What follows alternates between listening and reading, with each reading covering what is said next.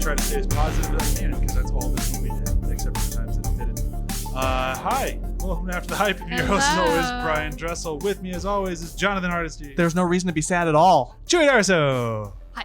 And, well, nobody else. And so this week we are talking Mary Poppins Returns. Oi. She came out. came back. She came back. And she wasn't happy. She was a little less happy. That Yeah. is true. They play the character a little differently. Yeah. This movie came out late last year, made a decent amount of money, had some pretty good reviews. Didn't have as great reviews as I'm sure they thought they were going to have. And overall, if you look at people online, it's a mixture of it's the best movie ever and it's one of the worst. And we're going to see where we land. Because I haven't fully made up my mind. And I think this conversation will help me do so. Hopefully it does. Hopefully, because if I'm still in this middle, I'm not sure. I'm going to be very disappointed. But before we do any of that, let's do a Where Have You Been Doing? And I can not go first. John, where have you been doing? I need to think. Yeah, so I finally finished Veronica Mars. Oh. With season 4. It was only, 8 episodes, so it didn't take very long. And yeah, I'm glad I'm done with the show. I think the first 2 seasons, the first season is amazing. The second season is good. Third season's garbage. And the fourth season is, it's entertaining. Is the fourth season the one that came later, like when it got rebooted? When she's an adult? Yeah, well, it's all sequential. So there was a movie that I didn't get a chance to see because you had to have a Stars or Epix package with Hulu to get the movie. Oh, sure, yeah. And then I just Wikipedia'd the movie and I was like, okay, it's still... aren't they with Logan Echolls? So whatever, cool. I'll just skip to the show. And yeah, the show's later. It's just I don't remember if they say how many years later, but she's older. Keith Mars, the character of Keith Mars is way older. But overall, still enjoyable? Yeah, I think because the season 4 was condensed, a lot of the humor was a lot more potent, and it pays off a lot of stuff that was established in seasons 1, 2, and 3. A lot of those relationships are... The season 4 doesn't do anything but pay off those relationships. So if you kind of have to have seen those, but because of that and all that history of the show, the jokes were just landing. Every character joke, character moment, and it's Rob Thomas, so he's also done iZombie and not Party of 5. That's the 90s show. The one about the caterers. Paw Patrol? No. No. With the pink Party bow Down? ties. Party Down, yeah. So it's got that humor. Arrested Development. No. But yeah, it's... For the record, I knew the answer the whole time. Yeah, you did. Good thing they could see that on your face. He just did it all for the lulz. Oh, man. I enjoyed them. Someone enjoyed them at least. Anyways, it was good. It's worth watching. The whole thing is, it just gets rough around season 3, where it's basically 3 different seasons worth of content crammed into one 22 season, and none of them are good compared to the really strong first season and the very interesting and intriguing second season. Just it falls apart. So you have to kind of wade your way through to get to season 4. But as far as an ending and a finisher, they don't need to make more because they have a clear-cut ending to this. Aren't they making more? That would be sad if they are. I thought they were. I could be wrong. I can go. I figured out what I can talk about. I recently decided it'd be a good idea for both me and for my marriage to insist that my wife watch all of the Child's Play movies. Oh. We recently, as of last got a divorce. There's a reason that I keep forgetting that I've even seen these to use them as my where I've been doing. Recently, we decided to catch up to Seed of Chucky, which is what I will talk about today. Seed of Chucky might be the worst movie I have ever paid to see. It is easily the worst movie I own. I also own such gems as The Room. I don't even really know what to say. It is Except sorry. It is one of those movies where I strongly encourage everyone to watch Seed of Chucky. It is so unbelievably bad that you are going to hate every second of it. It will not be an enjoyable experience, but just to make you feel better about every decision you've ever made in your life, be it creative or non-creative, Seed of Chucky is there to go, somebody made a worse decision about everything. It is a real morale booster because no matter what at the end of it, no matter what you do after it, it's more productive than spending your time watching Seed of Chucky. I have lost 4 hours of my life in Seed of Chucky. So you watched it like 3 times? I've seen, I guess, yeah, it's not 2 hours, it's like an hour and a half. So I've lost 3 hours of my life. But I even described it to Chewie last night. I'm like, no, Seed of Chucky is a far better horror film. You can literally watch it, reach out of the screen and grab hours of your life and eat them in front of you. It's horrifying. So Seed of Chucky. That's where have you been doing? I'm not going to describe anything about the movie. It's that bad. It really is. Like, what's the ew factor on it? There's a moment when Chucky has to masturbate and he asks for a little help and his wife doll flashes him and you just get a full frontal moment of doll boobs. With nipples. Yeah. Oh. And John Waters watches him do it. Yeah, and he says, "Thank God for the little people." Yeah. It's just like, what the living fuck? Wish we could have watched that. It is. Wow. I tell you what, it makes me like Mary Poppins Returns a hell of a lot more. I guess with that in terms of context, my opinion on the movie changes completely. Yeah. Oh, so there's nothing to bring a conversation or a grinding halt of like, you guys see Seed of Chucky? Leave. Wow.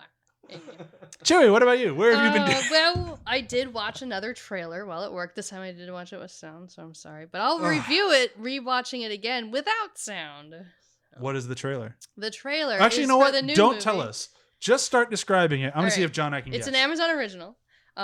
There's clouds. There's 2 dudes staring at the sky. They're in a town hall. It's in London. It's raining. British people doing stuff. British people looking at the sky. Hey, there's a could be Pakistani, could be Indian, don't know guy. British woman looking at a postcard. British woman walking around. I have no idea what this movie is. But it's Eddie Redmayne and I always forget her name, Jen Erso. Oh, Felicity Jones. Felicity Jones. Okay, and okay. Felicity Jones now in a cool outfit looking at the sky. Lots of looking at the sky and being British. How old is this? This is a new movie. No, It's like about to what come period is it set in? out. Victorian era. Victorian era. Okay. Oh, there's a balloon. Oh, I know what this is. Yeah, the Aeronauts or something? Yes. Yeah. It's the There we Aeronauts. go. I would not have got that based off of the British people doing stuff? Well, without sound, you're really left going. Because that encompasses all So PBS now content. they're in the balloon, they're in the sky, and there's butterflies everywhere.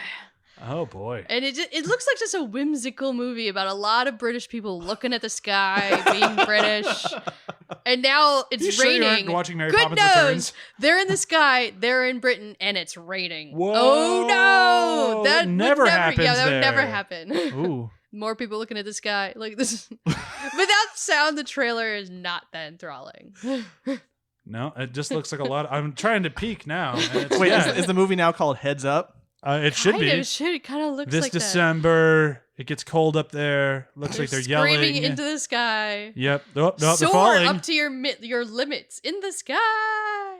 I'm not seeing this one. But I want to though. Oh, I guess I'll see it. Looks good. I do want to. It's just without sound, the trailer is fairly lackluster. But at one point, That was the best 180 I ever heard. with sound, there is one point where Eddie Redmayne goes up to Felicity Jones and goes, "You can only you can get me higher." Does he whisper yell it like Jupiter ascending? Only you can get me higher! No. Damn. But it does look like a fun movie where it's all about inspirational and how the dude wants to do a thing and he can't do it without the woman's help. And honestly, it doesn't look like they're falling in love during the trailer, so that's great. I'm sure they will. It looks like they're just working together. Cool. Yeah. Yeah. Mary Poppins Returns. She came back. She came back. She's back, y'all. Mary Poppins ends. Mary Poppins. It all ends. She's here. back in the habit. Oh boy. So, Chewie, I'm going to say it's your turn to tell us what happens in this thing. Okay. Although technically I think it's John's. You already said okay. So, Well. I'm going to do it in the style of It. oh boy. 30 years later. The children are now adults, and they have problems. And this mysterious being comes into their lives and says, I'm going to fix your problems. But causes more problems and just kind of kidnaps his children and takes them to magical places where they're at first scared, but then it's whimsical and it's kind of dangerous and blah, blah, blah. And there's some evil people trying to destroy their lives. And could it be Mary Poppins? I don't know. Could it be Pennywise? Could it be Pennywise? And then they all float down here. They do all grab balloons and float. Georgie runs away and they're like, oh no, Georgie. And Georgie brings down the mystical thing that doesn't kill him in this movie. Watch out for the storm drains. They don't exist yet.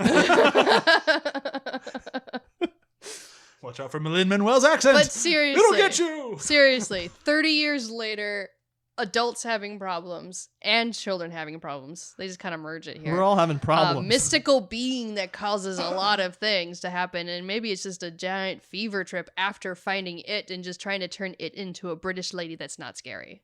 It kind of works. I think the clown thing's not working. Let me switch gears a little bit. Clown, too creepy. If I say I'm a British nanny, nanny? they'll We're just good. let me in the house and I'll eat the children. Hey, that's pretty much everything, though. I mean, That's it. That wins. You itted it up, but at the same time, it works. Yeah. So let's do a quick round the table on this thing. Give yourself out of 10. How well do you remember the original Mary Poppins? Because I feel like that has a lot to do with your either enjoyment or non-enjoyment of Mary Poppins Returns. And I can go first. If you'd ask me any day out of the blue, how well do I remember Mary Poppins? I'd say probably like 6 out of 10. Having watched Mary Poppins Returns and having Chewie point out all the nods to the original, maybe 2 out of 10. I guess I don't really remember it that well at all. I know I liked it. I always liked it. I always thought I love Step in Time. I like, supercalifragilisticexpialidocious to finish the whole word. I always enjoyed the movie. It just never really felt like one I'd return to often. But that was me. So I guess honestly 2 out of 10 ish. Chewie, what about you? So it's out of 10? Out of 10, how well do you remember the original? I would probably say 5. Because, I mean, I remember most of the songs. I remember their antics. And I remember that the whole point of it was that both the parents were really wrapped up into their own stuff. So they weren't very good parents, in a way. The mom in the original is a suffragette, and she's just kind of flighty.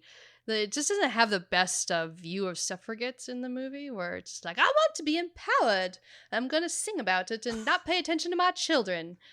That's really what it felt like with the mom in the original movie. And the dad is just really wrapped up in his job at the bank and how he doesn't want that to be ruined, and how his version of being a good parent is telling his children to start investing young.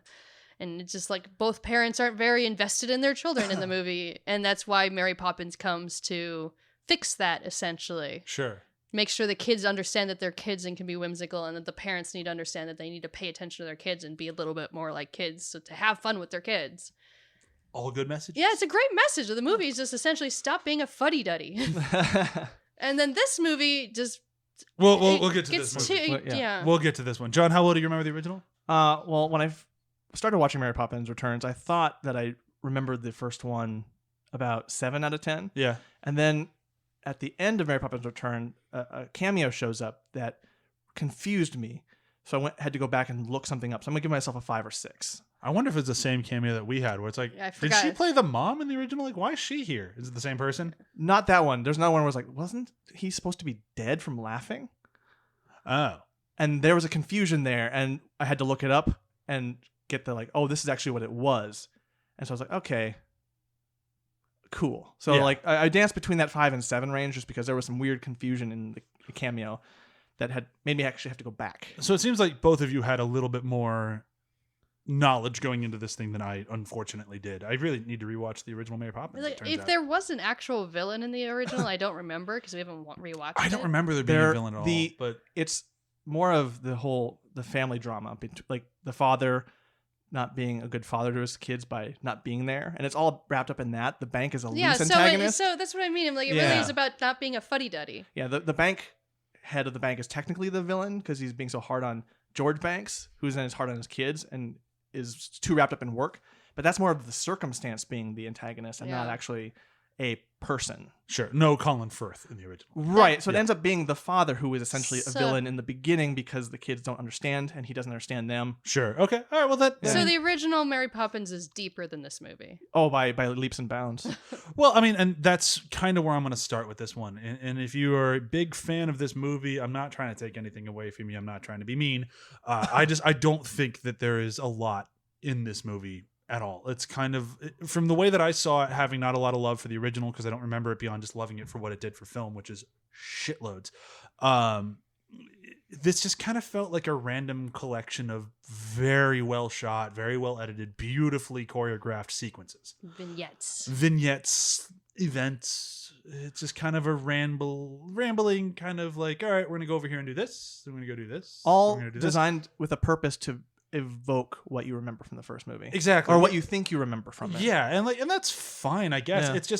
It's a very well orchestrated trip down memory lane for memories that I don't have. So I found myself tremendously bored throughout. The messages in this movie are really garbled for me. I have a lot of problems with the messages of this movie. After watching it, I'm like, well, what?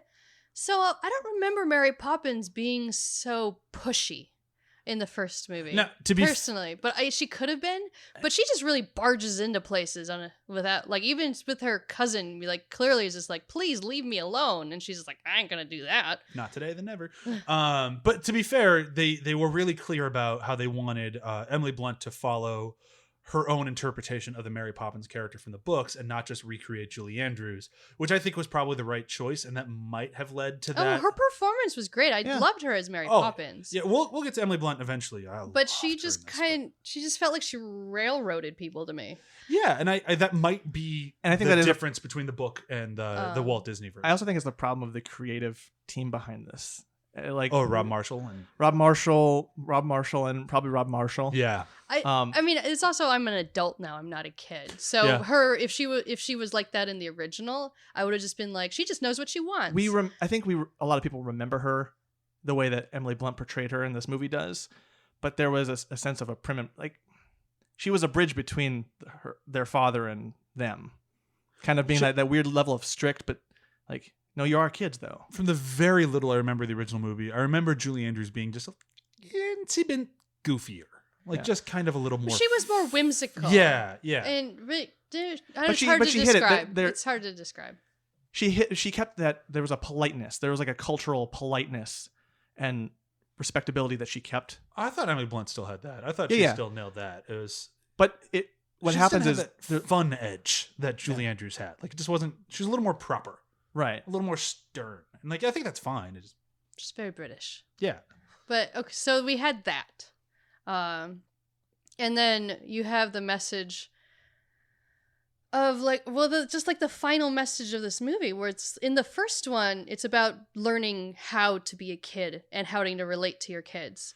And in this movie, it ends up feeling like it's more about all right, now we need to understand how to make proper investments. Like, it actually is about that.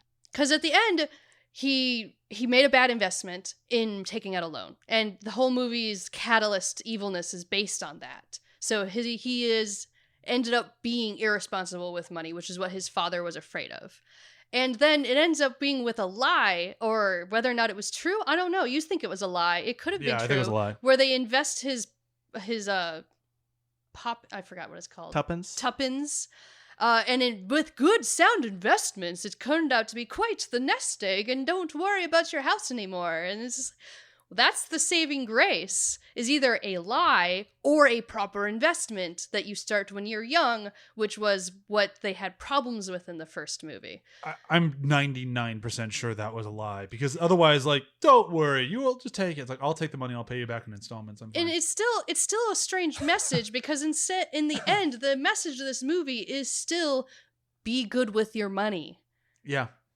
That is a very strange message to send kids. It is a strange message, especially. It's a good message. I mean, kids it's a should good be message, good with but money. that's not a kid. It does. I've always been a big proponent where there should be adult themes in kids' movies at the same There time. you go.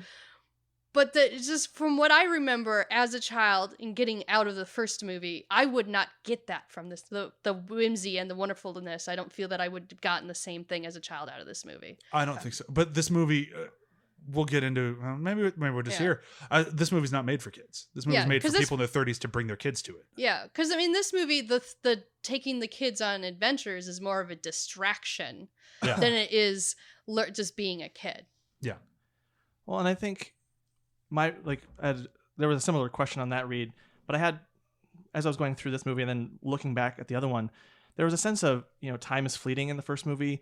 You got to value your time with your family and your kids, and that may require understanding what it's like to be a kid and vice versa. Like trying to let go of the things that adulthood that ruin you, like the things that in adulthood that aren't as important. Like your job isn't as important as your kids and your family, whereas this was like never grow up. There's a connection to it there about how the parents forgot everything until she shows up again, and then they're like, oh, what was that? Was that real? But if you go by the last scene is it's good to feel like a kid. You have to be a kid. You have to go back to that time because that's the best time. Don't lose sight of being a kid. Or which I feel like is a weird read on the first movie. This movie has a lot of weird reads on the first movie. My bigger problem with the ending message was who was she talking to? Mary Poppins is talking to somebody. She's like, all the adults will forget tomorrow. And she's like, I know, they always do. And it's like, what? Except for Jack. Except for Jack for some reason. And probably all the other Learys. Yeah. And I'm guessing all the chimney sweeps out there are still out there doing And honestly, their thing. that has a strange message to it, too. Because he's a single man who's just a general worker. He doesn't really have that much responsibility. So does that mean that general workers are like kids and you don't grow up until you get an executive job? I think that's just kind of the problem. I don't know. I'm reaching there, I think. It's not that you're reaching. We have to. After watching this movie, we find ourselves having to reach for something because what did this movie say? This movie said bring your kids to it. Yeah, it really did, because even all the nods to the original movie, I enjoyed it. I was worried that they would annoy me, but I actually enjoyed it because a lot of the nods were in the production design or in the dance sequences. Yeah, and even with the "Don't Judge a Book by Its Cover" song, I don't remember the actual name of it. Just when they're dancing with the canes, they do some dance moves that they did in the original movie with the umbrellas. Yeah. And I enjoyed that. Yeah. The long and the short of it, you look at this movie, you can guarantee Rob Marshall loves the fuck out of the original. There is so much love for the source material in this movie. It's just oozing out of its pores.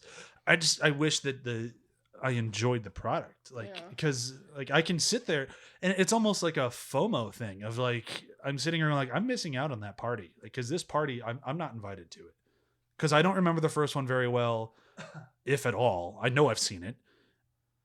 All these references are going over my head, and because I'm not really understanding what they're referencing, I just kind of feel like I'm left out to pasture going, what is this? And that's, I mean, that's the point of the movie. You have to have seen the first one, have that.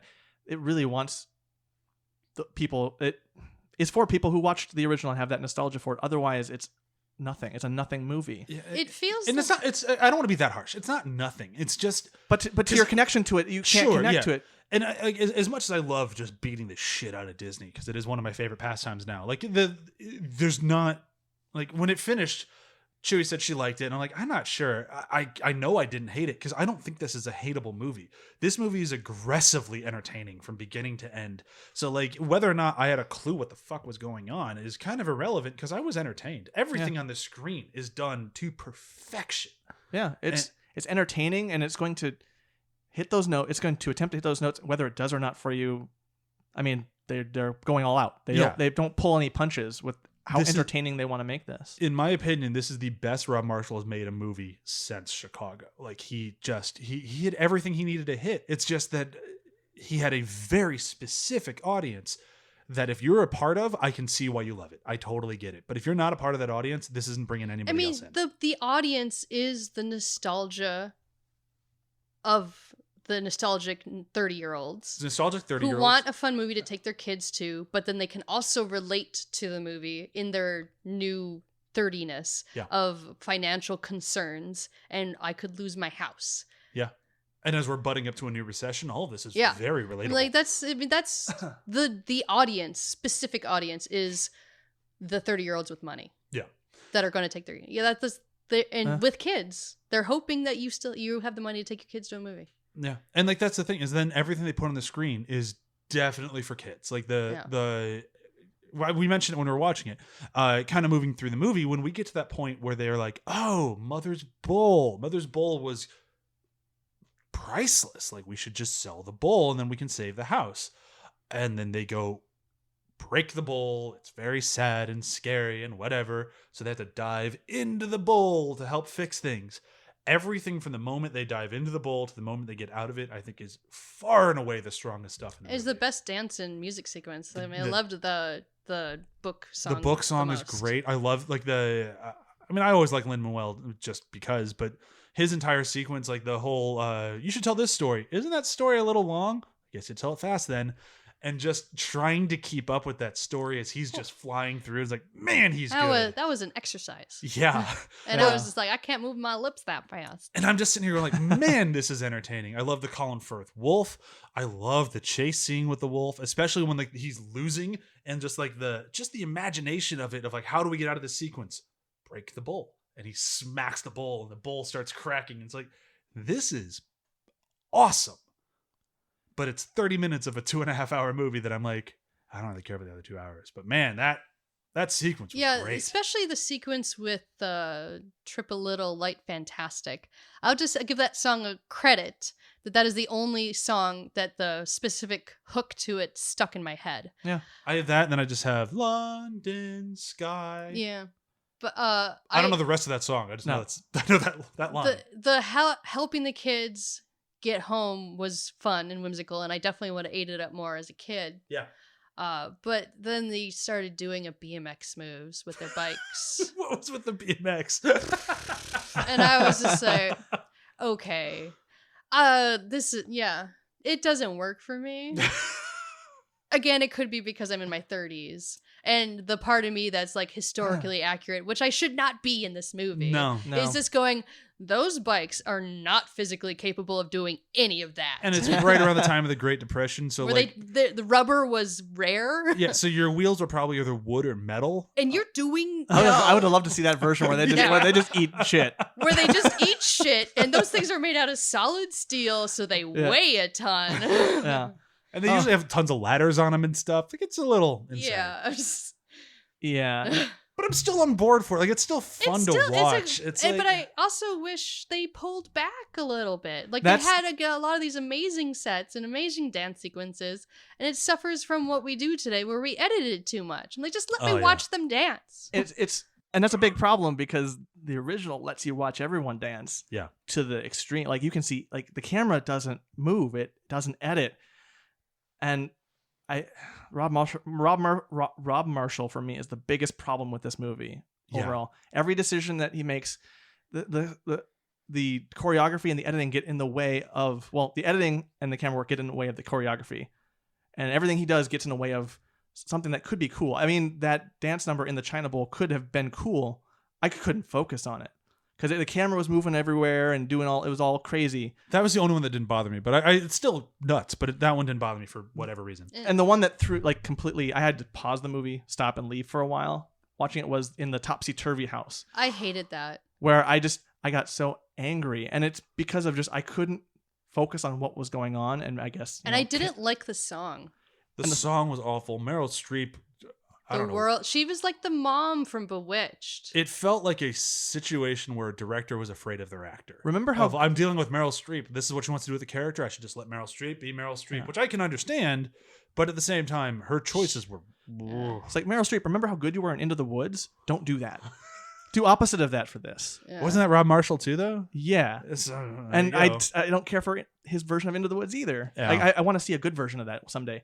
And But- it just gets into, for me, when I was watching it, I'm like, this movie is exhausting. Yeah. Because Yeah. it's not, And 'cause, also like, boring at the because same time. again, one of the reasons why the original movie was so good is because there is only one kind of frenetic sequence, at least that I remember, and that was the animated one, where there was a lot going on. There's a lot of crazy set pieces, but Yeah. really just the one that you're talking about. Right. But that's because all the crazy set pieces were just crazy because they were whimsical. Yeah. They, like, in the world in the original movie, they were still on a rooftop. You never stopped being on a rooftop, especially during Step in Time. Yeah, Step in Time, yeah. And it was just amazing because of the music, because of the dancing. And there's only 2 moments in this movie that I can think of that was actually, like, just good because of the song. And that was when the dad is singing with the pearls about how he misses his wife. I love Ben. And then Whishaw. the sequence, again, about the mom, about lost things and how they're just hiding or something like, I forgot. Gone but not forgotten. Gone but not forgotten. And those are the only 2 moments where I'm like, okay, we're just really in a moment here. Everything else is almost like an action sequence in Transformers where it's just like, we gotta be like crazy Yeah, and that's what- flashy. I was just gonna say it's Yeah. a little Michael Bay of like it could be bigger. Yeah. That's It what could be bigger. That's what taints the animated section for me, is that even though the chase is exciting, an exciting chase scene in a China Bowl with an action carriage chase doesn't belong in a Mary Poppins anything. I think it does. I think it works. Like I think it's, for me, it's one of those things where like that's a product of its time. When the original Mary Poppins came out, they could get away with a movie that doesn't really have an antagonist. You can't really do that now.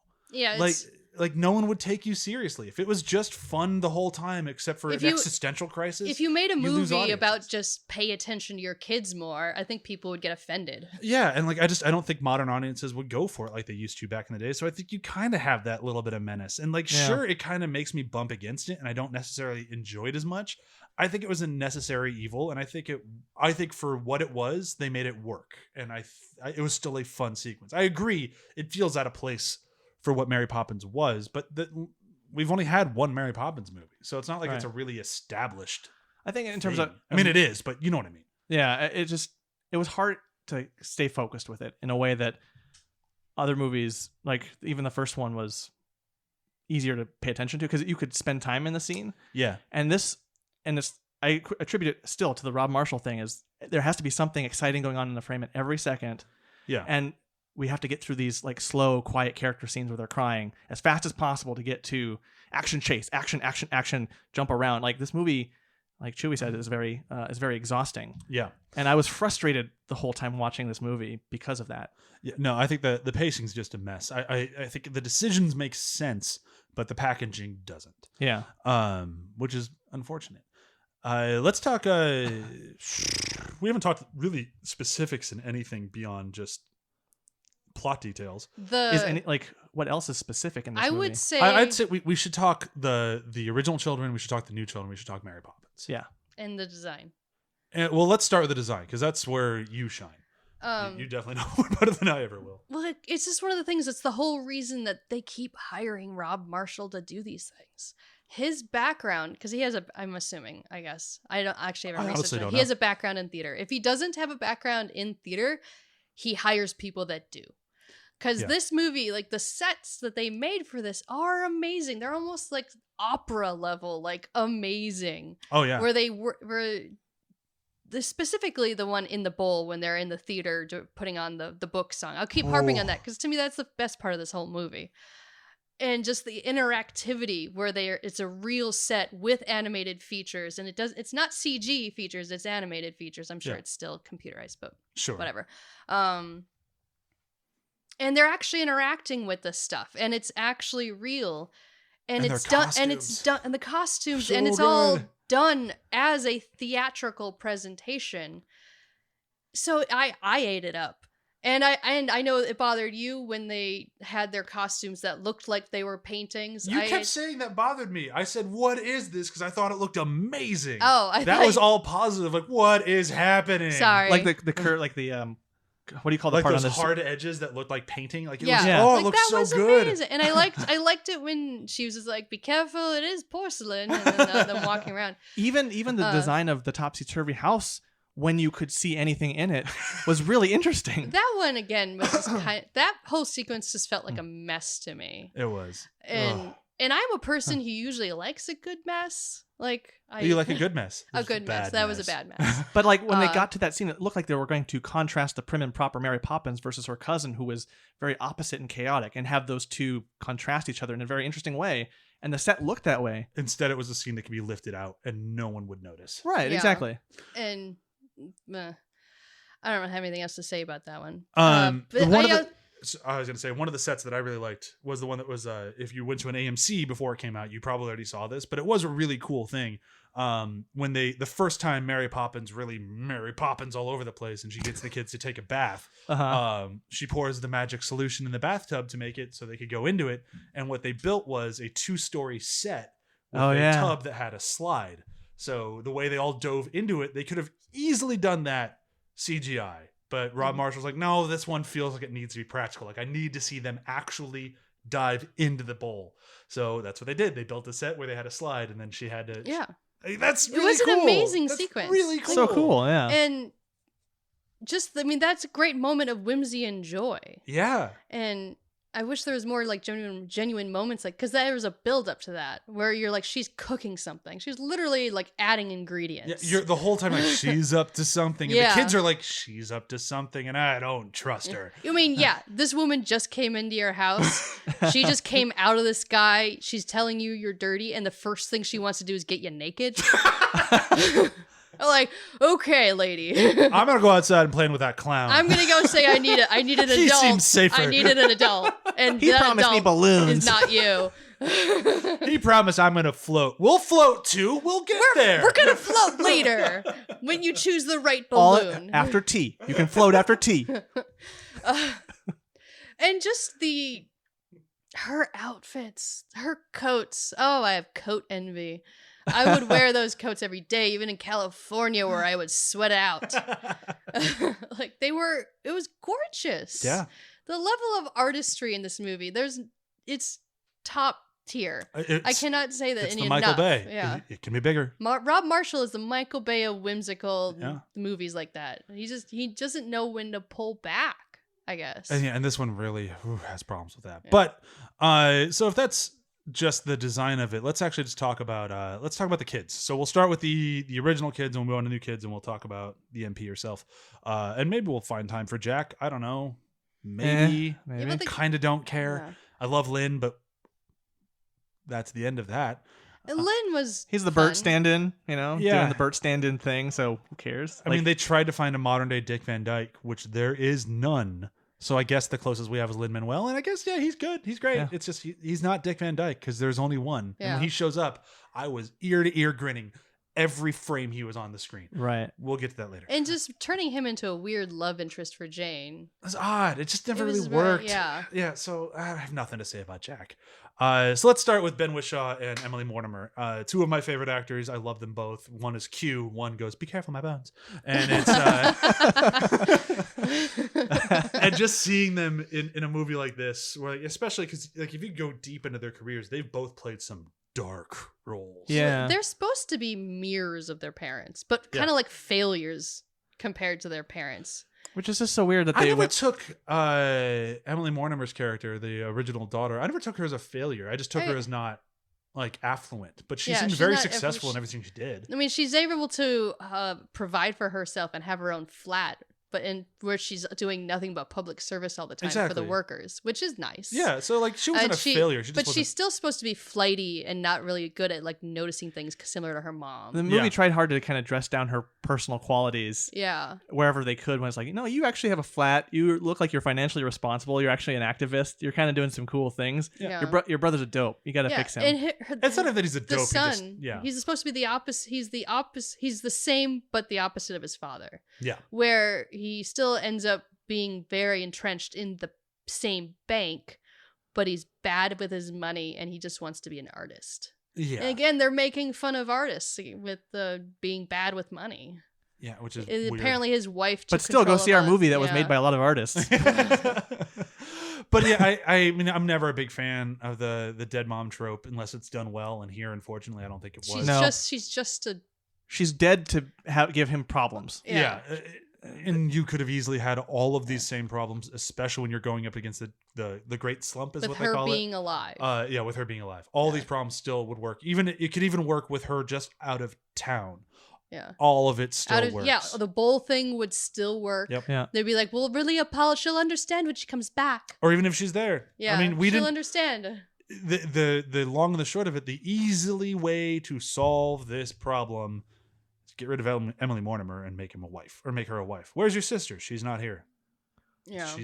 But or have her be the one that still believes in the magic of Mary Poppins. Get rid of the Meryl Streep character and have the aunt, like, she actually have a cool place and like have the cool whimsy that she was able to keep the whimsy. The brother was not. There you go. You can kind of tie together and not have to kill the mother and spend just a fraction of the movie with Ben Whishaw being sad and then move on. But that was a great scene. It was a great scene. But the movie was definitely interested in getting away from that as soon as he was done crying. Exactly. Yeah. But it's such an easy ploy to kill a wife, to kill a mom. Yep. And kill a wife, kill a girlfriend, kill anything. It's a different version of refrigerating. After which you is not great. Yeah. After you shine a light on that dead mother thing in something like Wreck-It Ralph 2 or Ralph Breaks the Internet, once you shine a light on it that specifically, don't do it again for a while. Stop it. Yeah. Because I kept thinking of the Wreck-It Ralph scene in this moment when I should be with Ben Whishaw with his sadness and feel it. Yeah. I couldn't connect to any of the emotional beats there because I was so busy in meme land because of the dead mother trope.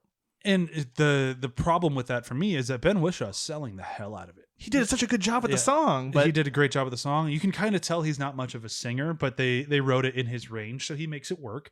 And it works because it works with how sad he is and how broken he is as a father. Yeah. And then even at the end of the movie, when he has his floating song, it's like, yeah, he's not the strongest singer, but he's got a little bit of a range, and they just keep his notes in there, and it works. He's honest. He's musically honest. And still, as a parent, they still establish him as not a very active parent. Because everything the kids talk about, it was like, well, mom taught us this. Well, mom did this. Mom made sure we were self-reliant. Mom made sure we could do all these things. And it's just like, did your mom really just do everything and let him draw stuff? Yeah, she did. Yeah, just draw stuff on the back of bank shares. Oh, what an idiot! Like that's kind of the thing. It's like they kind of make him an idiot, and it's like, and I don't want to feel like he's an idiot in the way that the movie made me feel like he's an idiot. There's a more like you're in over your head. That's what we were supposed to be feeling for him. Yeah, is that he's as a father, he's barely dealing with it. Father job now, single father job. He's drowning. The entire end sequence is actually really irritating. Getting the shares to him at the stroke of midnight. At that point, you have to just go with the ride because it's like they're going to cheat their way to winning and they're going to win. So it's good to cheat your way to winning. Turn back the clock. But they didn't cheat because the clock's been off by 5 minutes the whole time. Yeah. I'm actually into it. Like that's cute. I'm fine I with actually that. kind of liked it. I was just kind of like, Mary Poppins, you can fly this whole time, and look at these guys who are about to kill themselves trying to climb a clock. I thought that was hilarious though, because it's like I'm going to watch you dolts try to do this, and then I'll come in and I'll come in and Here's rescue the problem with that scene though, because it's a major problem. Breaks the whole movie. Mary Poppins Returns, 0 out of 10, terrible movie. They're climbing the tower. He gets to the point where he can't reach it, and he goes, "I have an idea," and then. Maybe 3 seconds before that line, Mary Poppins like, "Oh, come on. It's like they haven't done this before." Implying that they've done this before. So why would he have an idea if he already knows how to do it? Uh-oh! I forgot about that. Yeah. Just broke the whole movie. But I was actually starting to enjoy it. But you know what? To quote Mary Poppins, don't think about it. Or you think too much. Damn it. Let's talk kids. Kitty kids. Thing 1, thing 2, and thing 3. It's thing 1, thing 2, and Georgie. Yeah. Because Georgie's the only kid who really gets anything. And god damn it, that kid was good. Yeah. They got a good child actor in this one. It's interesting because they should have made it just 2 kids or 1. I'm fine with it being 3 kids. It's just if you want it to be 3 kids, then write 3 kids. Don't write basically. Well, I guess they wrote 2 kids. It's 1 full kid and 2 half. It's like in Multiplicity when Michael Keaton copies himself a couple times and you finally get to like 2 of them. Like, you guys are superfluous to this thing. Yeah. It's just kind of it's just kind of unfortunate because you really, I mean, maybe because I saw it when I was a kid, but you really attached to the children in the first one. Like they're kind of your through line. And this one's the line they call to the line in the beginning of this movie where Jane giggles too much and Michael opens his mouth like a codfish, defining characteristics of their childhood selves that clearly set them into like distinct. Yeah. And these kids don't have a distinct thing other than we take care of our dad. And then it's Georgie. And they take care of Georgie. Yeah. And I it didn't really get a personality from either of them. No, they're the twins. And we only find out they're twins if you're paying attention to one line where somebody refers to them as twins. Ooh. But the kids, they did good for what they had. They did good for what they had. The movie wasn't as interested in them as it should have been. It was interested in Georgie, just not the other two. Let's talk the MVP of MP, Mary Poppins. I thought Emily Blunt did a good job. She can do no I had wrong. no complaints. I mean, she's not as good of a singer as Julie Andrews, but who is? I would say she did as good as you could ever want anyone to do in the role who wasn't Julie Andrews. Yep. She is as good as it's ever going to get, one step short of Julie Andrews. But I still think Dick Van Dyke steals the whole movie. He's in the movie for 30 seconds. The cameo ruins the rest of the movie. It does. For everyone else involved. Because he's 93 years old. He's 93 years old and jumped on a desk. Well, you didn't see him actually get on the desk. He's still on a desk dancing. And Rob Marshall has come out to make sure that we all know it actually is him. It was actually him. I've been in a room briefly with Dick Van Dyke, and that guy exudes an energy that I don't have in my 30s. He actually found the cocoon. Like, he did. He absorbed all of that. I mean, it makes sense. Now, since we've mentioned a 93-year-old man tap danced on a desk. It's amazing. Since we mentioned his cameo, that's where my point of confusion was earlier when I said I thought I knew Mary Poppins. I thought he was the original banker that had the wooden leg named Smith joke, and he makes the wooden leg named Smith joke in here, but he's the son of the guy, even though he's got the same facial hair and same suit and hunch as the old guy in Mary Poppins. So there's the old banker, who was kind of George's boss, antagonist. Right. And he had no sense of humor until George gives the joke, a wooden leg named Smith. And then that character laughs for the first time and he floats up into the air. And at the end of the movie, it finds out that this banker guy, this boss, he dies. It's like, my father died laughing. It's great. You can work with us anytime as a partner. And that's how the first one ends. And when he showed up, I was like, that doesn't work. He's dead. I had to look up. It's his son. That makes more sense. Yeah, so they did a weird nostalgic switcheroo that caused me a lot of weird confusion for longer than it should have. I mean, I get that, but at the same time, like... But it was great to see Dick Van Dyke. It's so good seeing Dick Van Dyke. Yeah. And it's one of those things where it's like, if we could have... Corin was a few years older and we'd watch this with him, that moment would be like, who's the old guy dancing? Like, it wouldn't mean anything you to him. don't understand. But, like, if you've ever been a fan of musical theater or musicals and movies or anything, just seeing him do anything, especially at 93 and still being able to do it, it is heartwarming. Like, the definition of heartwarming. It was just awesome. And it does kind of ruin other things in the movie quite a bit. Like, because there's a whole nother song after that that's actually, I guess, kind of fun with everybody flying through the air. But it wasn't. I couldn't stop thinking about it Yeah. honestly, because at the beginning of this movie, I made a joke about like, I wonder, we all fly down or float down here, and then you're like, if we actually end with everyone floating, I'm like, that's not possible, and then we did. This is Disney's version of it. I just had this weird height thing where I was having some problems with like, how are they getting down? I mean, hopefully they can hold onto that string because of gravity pulling down so hard, and it's just so scary up there. I have a height problem. So to have everyone floating, I was like, this isn't my bag. I mean, when they landed finally, I felt really happy and elated and safe. I think you're just really worried about your kid floating away. So, are you saying you haven't seen The Walk? No. You should see The Walk. Oh, I don't know if I should. You should see it in 3D and IMAX. What's The Walk? You saw it, yeah. Wait. Oh, yeah. If you think holding onto a balloon is nerve-wracking, watch a guy actually Whenever walk. I fall in a not just a first-person video game, any fall of a great distance, I gasp, and I freak out almost in first person if I. So you don't do the standard like open world thing, find the tallest thing you possibly can and jump off of it?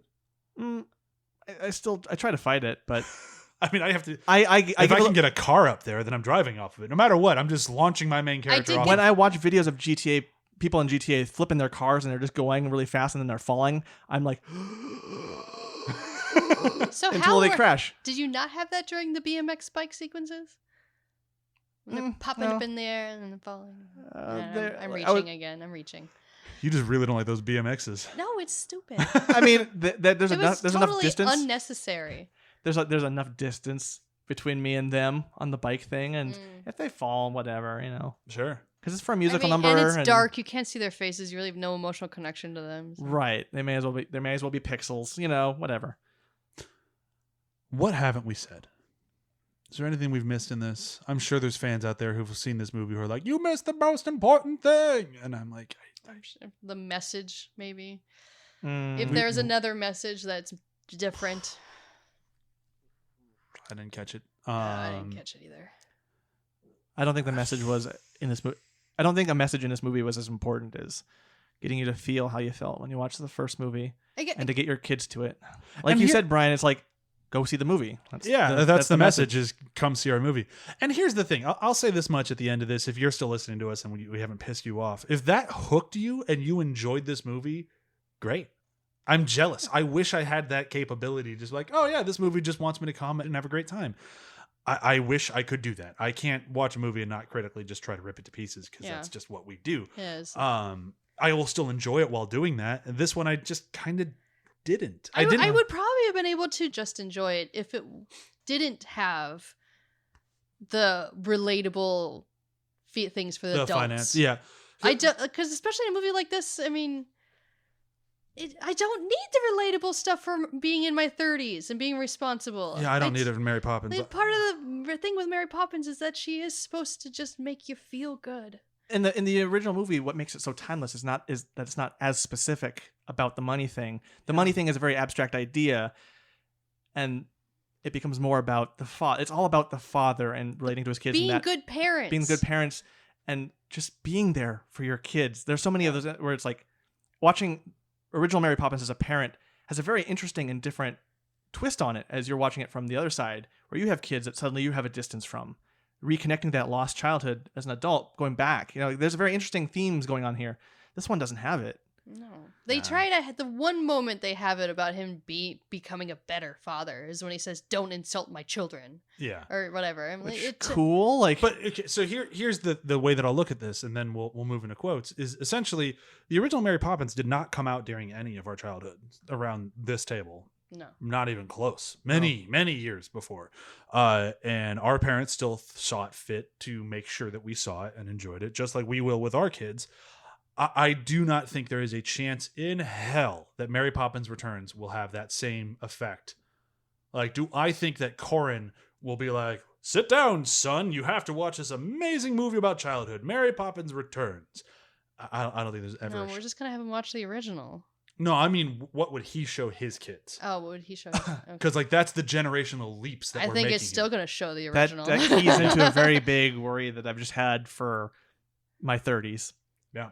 That, for all this stuff that we're showing our kids, for example, my kids, Karina has no Star Wars to show her kids other than just the Star Wars that we showed her. Yeah. And that's the very, very the very basic example of that. Today we don't have a thing, like they won't have a thing to pass down. That's kind of like when on last week's episode when I referenced that article where he says there isn't any cultural moments in film anymore. There's just events, and events are fleeting. Yeah. Because, I mean, the MCU, I think, stands a chance at being something that like little boys and girls will be into for a long time, but it's a chance. It's not a guarantee. And it's a big collection of films. It's not a singular one. Exactly. As far as like the last major film that I think everyone had to see was Avatar. And Avatar, most people didn't like when they walked out of it. And for kids, I would probably say Toy Story. Yeah, Toy Story. I mean, you can maybe say Jurassic Park, but that's still for older kids. Yeah, I mean, I saw them at the same time, but it's still like, I'd say as far as like kids movies go, it'd be Toy Story. But I think, to what you guys are saying, no one's really interested in that anymore. No one's interested in making those. And if they are, the system just keeps them away. Like, I'm not sure if that's fair. I'm sure there's a lot of people out there who want to make those movies, and studios do not want to produce them because they're... I'm definitely not being fair here. So I think the creative input and the creative people out there's definitely thousands, if not hundreds of thousands, who want to make that movie, and it's just that it's a gamble. And then to quote the Wonder Woman director, I mean, sincerity is not really in film these days. No. That's not a direct quote, but that's what she said. Yeah, that's the problem. That's why a lot of people didn't like Wonder Woman. She legitimately tries to be sincere. It's like, sorry. And this movie, I think, has legitimate sincere moments, and I think they play pretty well. But it's not as common as definitely not as common as it was when the original came out. Yeah. I think it's time for quotes. Quotes. Mine is very important to me. I don't really remember the character that well from the first one, but either way, I love his moment in this movie. I was so into it, like the insanity of it all and how stupid it was, but just when the fucking Big Ben finally gets the time right, and just the captain is just so happy. Yeah, he finally got it right. It's like, I like that. That was sweet. And that was one of the callbacks to the original movie that I didn't remember right away. The moment they went to him with the cannon, I was like, "Oh yeah!" Like before I watched this movie, I just didn't have any memory. Right. Of that. To me, yeah, it's the movie definitely was playing to people like me who remember that very distinctly. That's one of like those, for me, iconic staples of the first movie is just time gun ready. Ready in charge, sir. And just and the way the nonchalance of the parents in the first movie, I was just like, okay, I'm gonna grab onto the vase over here. I'm gonna grab onto the piano over here, and then the maid just bumps the piano back after the thing. Like they're so casual about it, and it was a very interesting. There's such interesting things on the periphery in that movie that it was nice to have that callback and to get it. But it definitely made me spend a lot more time while watching the movie. Focusing on the my quote is actually something that I've said similar in life, and I've actually sort of been saying to a coworker about just trying to enjoy myself. We're on the brink of an adventure, children. Don't spoil it with too many questions. I do say that to people, and I mean not exactly like that, obviously, but. It does get annoying. We're just like, just go with what I'm saying, and you'll enjoy it. It is the best Mary Poppins. Shut the fuck up. My quote is also Mary Poppins one, and it's in the very beginning when I started seeing the family and everyone was introduced, and it was like, okay, the Banks children aren't doing very well. She's probably gonna be here for them too. And then right afterwards, Mary Poppins arrives. And Jane's like, what brings you here after all this time? Poppins says, same thing that brought me here the first time. I've come to look after the Banks children. And then the kid, us? Mary Poppins, oh, yes, you too.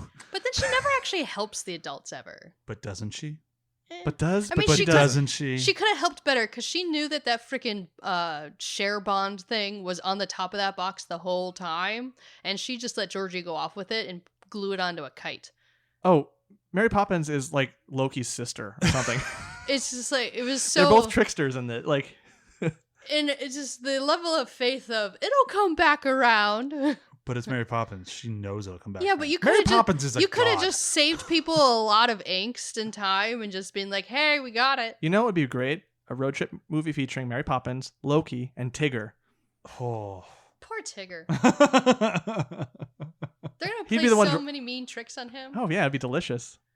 Oh, they're going to eat Tigger? Poor Tigger. Yeah, they're See, I mean, if Disney had any balls, they would make that movie for me and put it on Disney Plus. Review system for today. I mean, she is a wizard, so she's a god. Let's be serious. She does create life. She's a god. Yeah. With a bag of holding, a very sweet bag of holding. All right. Review system for today will be: how many spoonfuls of sugar will you give this movie?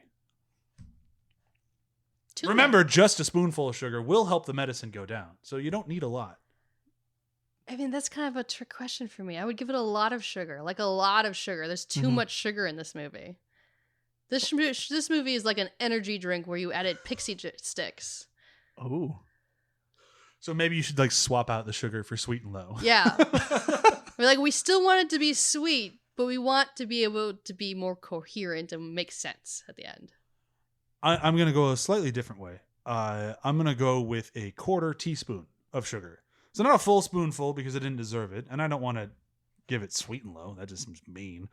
I didn't really say sweet and low. It's less. I'm sugar. saying for me, not for you. I'm just saying I wouldn't give it sweet and low. I would give it a very teensy bit of sugar, quarter teaspoon, quarter teaspoon, and so it's a very little amount, essentially a pinch, and essentially because the moments that work, I absolutely adored them, and the ones that didn't are also there, and they're not going away. Okay, well, I'll change it to a little bit. Mine. It's okay. I got a bottle of corn syrup Oh God. and one actual tea or spoon of sugar, but it'll be raw sugar, so it'll be pure. Okay. And that's the nostalgia and the really fun moments and style is in that raw sugar right there in that spoon. And everything else is in the freaking corn syrup where we're like, whoa, don't drink that. Just cool it. That is so much better than mine. John, do you have one? Yeah, this movie is like Robitussin that you pour into a bag of sugar and you just drink the bag of sugar.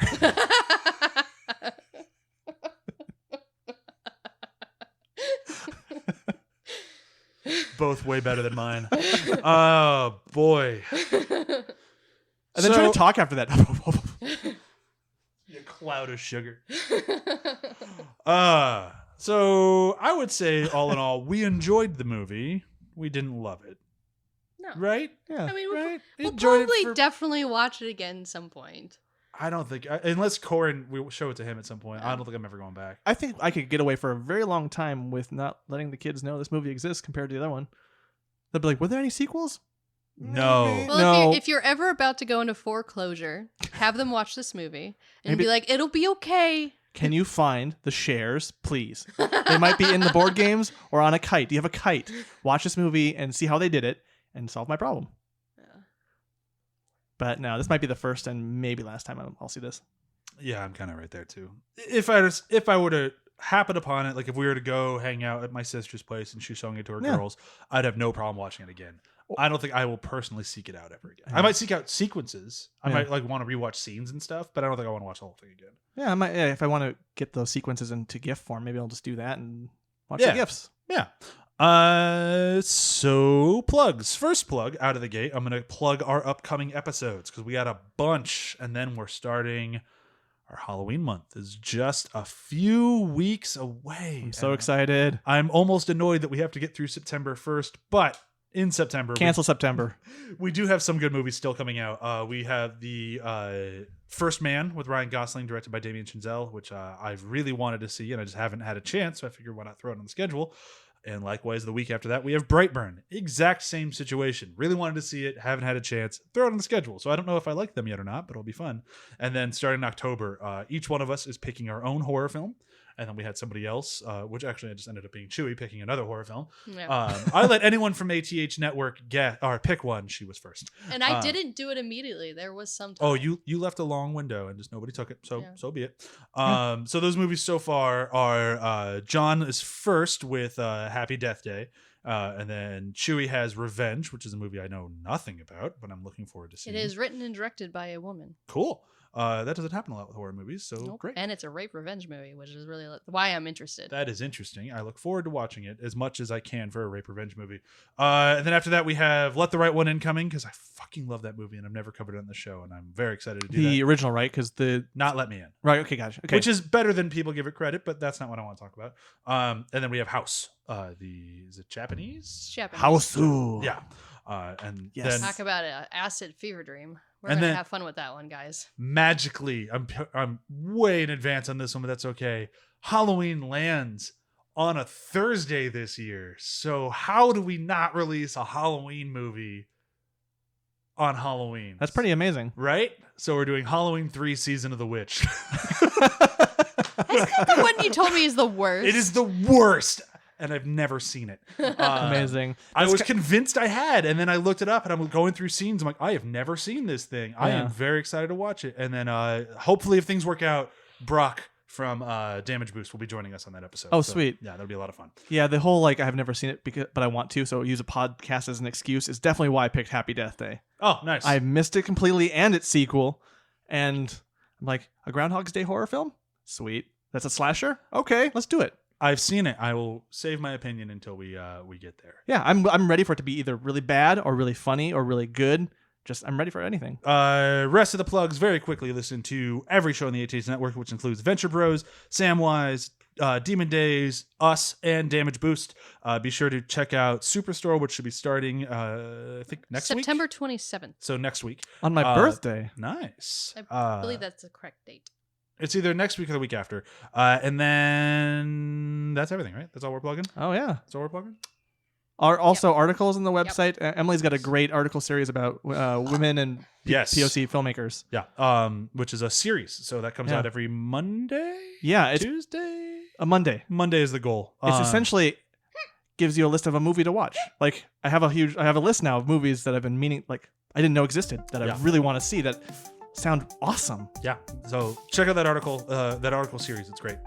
And that's everything. Thank you very much for listening. We love you. Bye. Like fantastic.